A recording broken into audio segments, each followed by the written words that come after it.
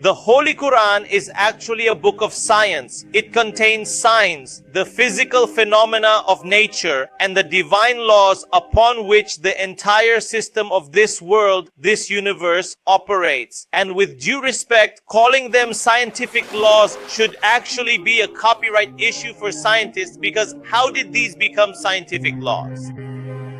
Science has only discovered these laws. It has not created them, nor brought them into existence. These are God's laws. Science merely discovers. It hasn't actually made anything. It hasn't performed creation ex nihilo. It hasn't brought anything into existence from nothing. Yes, by using these very things, something new can be brought forth, but that is not creation ex nihilo. It is not. Allah is also a creator and humans are also creators. But what kind of creator is Allah? He is the originator of the heavens and the earth, creating things without any example, without any material, bringing things into existence by himself. That is creation ex nihilo. What do humans do? Out of what has already been created, like the wood Allah has made, humans make furniture from that wood. That is not creation ex nihilo. Humans cannot create wood itself. So these are God's laws, which have been mentioned in the Holy Quran.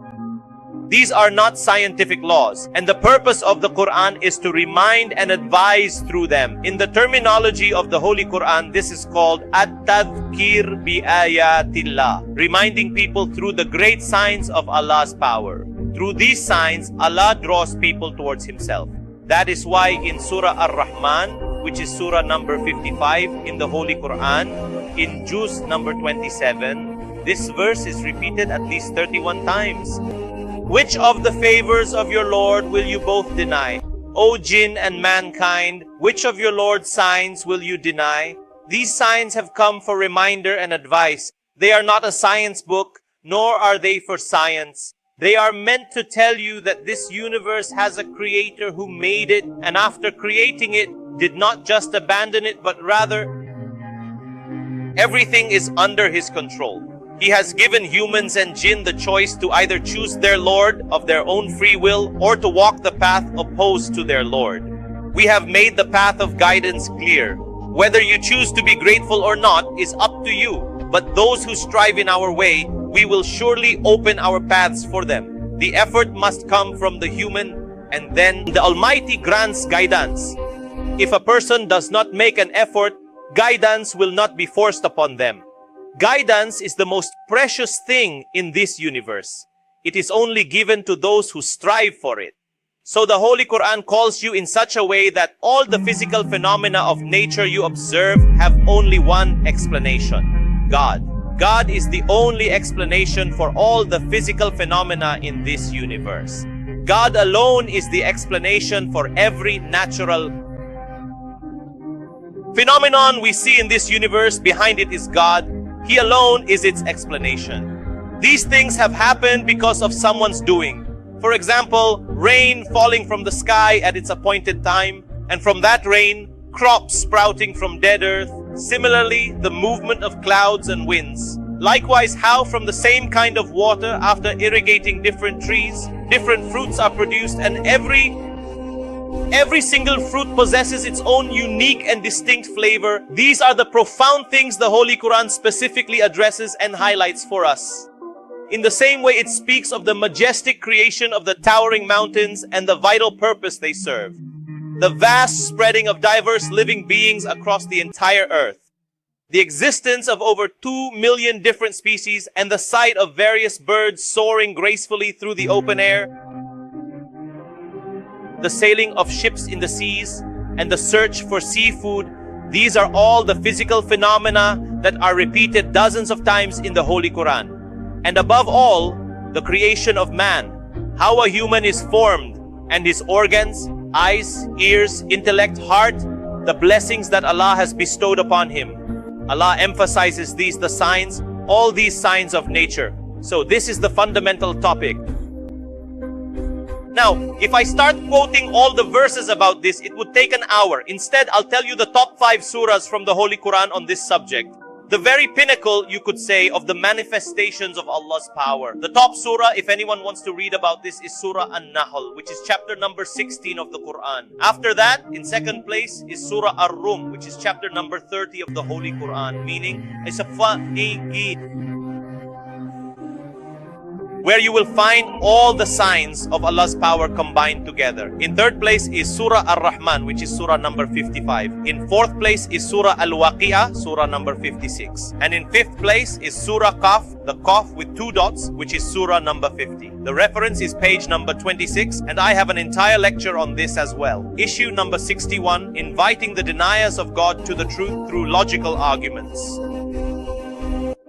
I covered this entire surah, Surah Qaf, Surah number 50 in Juz number 26. My brothers, today, because of science, the way humans view this universe has become very broad. Through telescopes, you have started to see millions of kilometers away, and because of the electronic microscope, things that we could never have even imagined are now right before our eyes. If you look at these last 100 years, meaning all of human progress is on one side of the scale, and the progress of just these 100 years is on the other. From today's perspective, science has made our vision even clearer, and we have come to understand even more how complex life is.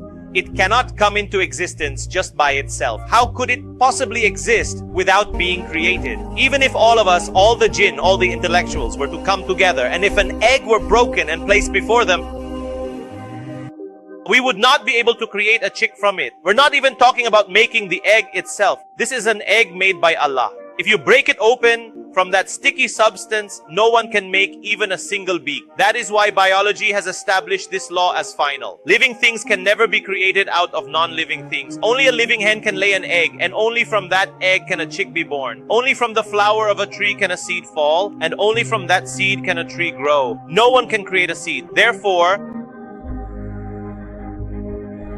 today, humans are observing things in ways they never did before, but these observations have not denied the existence of God. Rather, they have revealed even more details about His powers. As humans make more discoveries, what will you achieve from these discoveries? For example, if someone discovers something, like with respect to the earth, that the sun rises in the east and sets in the west, this is also spoken of in the language of literature, and the sun never truly sets.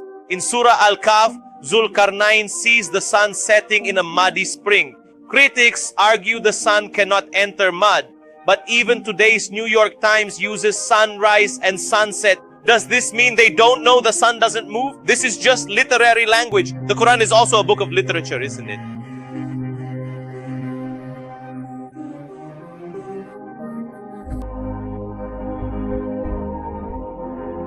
Every single evening, the sun sets in the west without fail. But just because we have come to understand this fundamental physical law now, does that truly mean this law itself created the sun? Of course not. This law is certainly not the divine creator of the sun, is it? In reality, it only serves to provide you with specific information about how it functions. Consider this. If our ancient ancestors didn't even know what a simple bird's egg was, they would have no way of understanding the life inside, how it forms inside a hen's body, and today we have discovered all the ways it is formed and how it comes out. Does knowing this procedure mean that the procedure itself created the egg? This is just an explanation of how it is made. Who is actually making it? Who is guiding it through all these stages? Who decides that it will be an egg that is formed and comes out? That must be something else. Science then says that this is a physical phenomenon of the stage.